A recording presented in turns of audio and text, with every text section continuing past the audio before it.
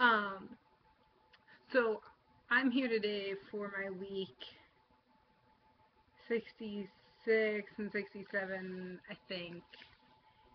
It's 2 weeks after the last time I made a video. Um, and I don't have this planned at all. So if you like organization, just exit out now.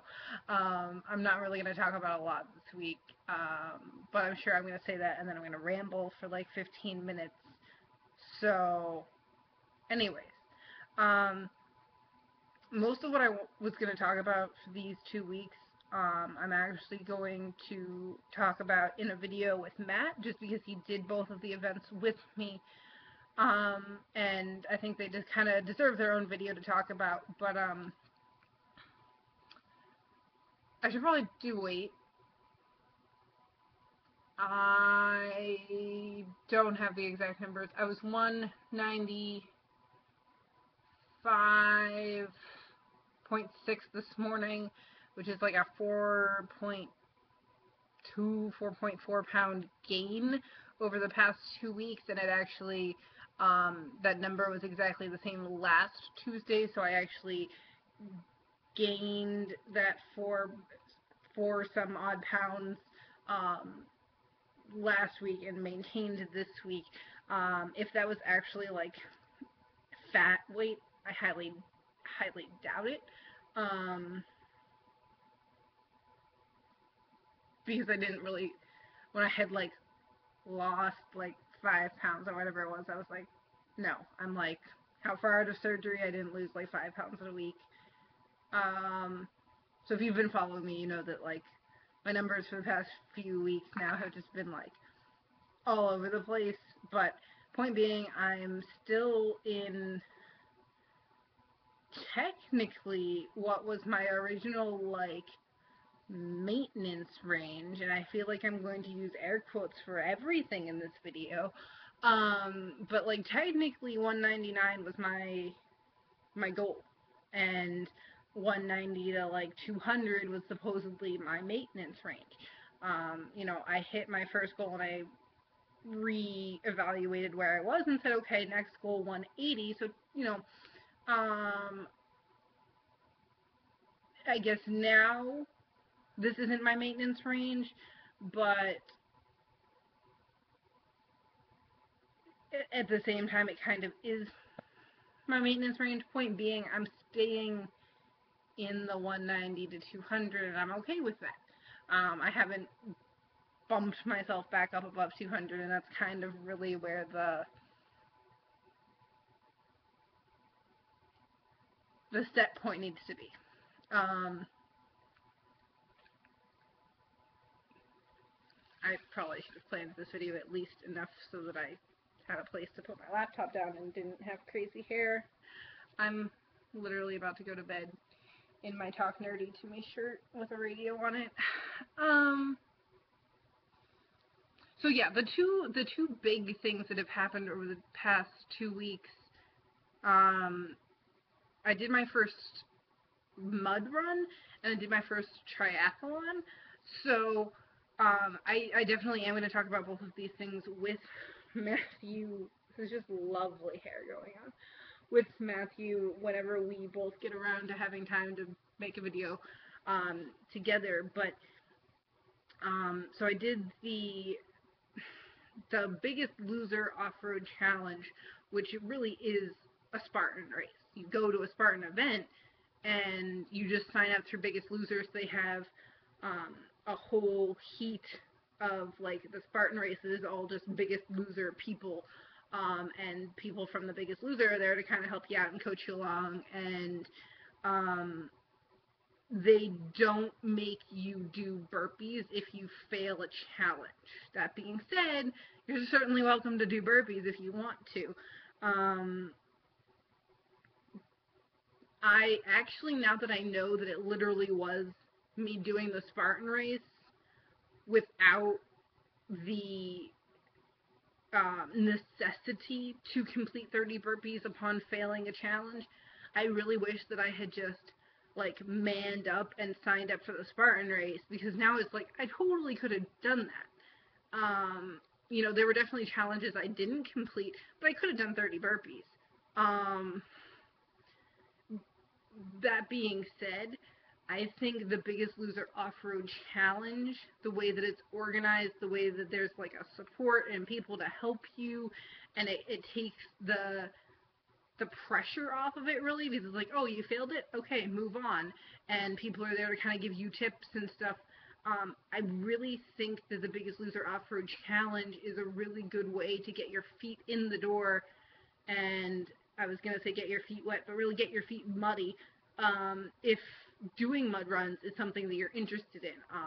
I've definitely looked at Spartan Race and Tough Mudder and all of those different mud runs, and I was scared of them. And they were definitely something that I wanted to get into and was really interested in doing, but I was scared. And the Biggest Loser Off-Road Challenge just completely obliterated those barriers that I had. And now it's like, okay, I've been at a Spartan race. I've essentially done a Spartan race. Technically, no, I didn't. I actually didn't do burpees for the obstacles that I didn't pass. But now that I know that I actually could do a whole lot of the obstacles, and I'm way less afraid of it now, and I'm really excited to do more mud runs, and I'm itching to do Spartan Race again. And I was already looking at like when the one in Boston's gonna be, and unfortunately it's gonna be when I'm in China, but like I'm already like looking when they're coming back to Amesbury, Mass next year, or anything near home, and I'm just like I'm itching to do something. It's either gonna be that, or I'm gonna have to start looking into Tough Mudder, or some of the other ones too. But it was a load of fun, and I pushed myself way beyond what I thought I could do. There there were so many things that I look back on now, and it's like, I did that? Like, absolutely mind-boggling. And I'm going to talk about some more of those things when I'm with Matt. But,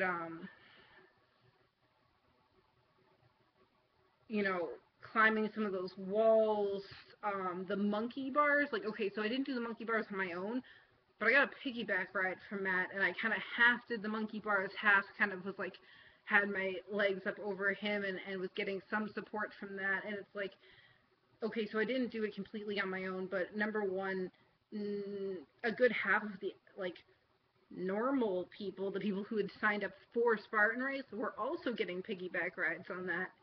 And if I was 360 pounds, I wouldn't be getting a piggyback ride on Matt to complete the monkey bars, because he wouldn't have been taking some weight off of me. He would have been taking all of the weight off of me, because I would have no upper body strength to do anything whatsoever, and he wouldn't have been able to support 360 pounds. So, like, I look back on some of the things that I did, I'm like, wow, I've come a really, really long way. Um, it was just an absolute blast. I was sore for a good week. I didn't go to a gym. I didn't go to the gym for a week after that. A week and a half, probably. Like, in the past 2 weeks, I've been recovering from Spartan. I had bruised shoulder blades. Like, who has black and blue marks on their shoulder blades? Craziness. But it was just a load of fun, and I'm so excited. So the other thing that I did was the first triathlon. It was kind of a fake triathlon, but at the same time, it's got me the same way that the Biggest Loser Off-Road Challenge has gotten me, like, feet in the door with mud runs. Now this, like, what I'm considering a fake triathlon has kind of gotten me into, past some of those barriers that I had with triathlons, and I'm like, okay, I'm itching to sign up for a real triathlon. I think this video is going to win the award for the most air quotes used. But anyway, so we did the Life's a Beach triathlon. There's a few of them around. You can look them up. But what it is they're all set on a beach somewhere. We did the one in Erie, Pennsylvania, on Presque Isle, and it's not a 100% road race, like, official triathlon. The swim was 250 meters, which was absolutely nothing. Um, but I swam all through school. I could have done a mile and been fine with it. I could have done 2 miles out in the lake and been fine with it. The bike was a 5 mile bike, and the run was a 2 mile run, partially on the beach and partially with obstacles. So that's kind of why I call it like a fake try. It wasn't like hardcore, let's everybody like go for their fastest time and blardy blar. It was a fun thing. It was like, okay, like, let's take advantage of what this beach has to offer, and we're gonna do some runs on the beach, and we're gonna, bike through some parts that might not be paved, and we're gonna, jump over some obstacles and crawl under some things, and like, it wasn't it wasn't a 100% like road race triathlon. It was for fun, and it was great because I got to see how like a transition zone works, because all of that was kind of like a real triathlon, um, in the way that they set up the transition zones and everything like that. So like I knew how that was going to be run, and I've now like acclimated myself and gone through it once, where I feel like I'd be more comfortable and kind of knowing how that process takes place when I do a real one. So that was a ton of fun. And like I said, I was going to ramble for 15 minutes. Yeah, so I should probably wrap this up. But Matt did both of those with me, and we're both going to kind of sit down and talk about those experiences together, because I think those two things for me were huge in opening myself up and getting past barriers to do some things that I really wanted to do. Because ever since setting out on this journey, two really big things for me that I wanted to get into eventually was mud runs and triathlon. So I feel like now I'm at this place where I've broken down some barriers that I had against those, and I'm really ready to like take the next step forward and start doing both of those things. So I'm really excited about that. It's been a good couple of weeks despite the like 4-pound gain. I'm gonna stop making air quotes now and go to sleep because I'm a mess and I'm exhausted, and I should probably sleep more. It doesn't help the weight loss. I'm going back to school soon. I need to see some of my mass holes. I don't know where you guys all are, but you were all in Atlantic City, and I saw fun pictures, and I missed it because I was at home. So we all need to go out, especially before Gooch. I don't know. I need to see all of you. That will be all. Have a great couple weeks, guys. Bye.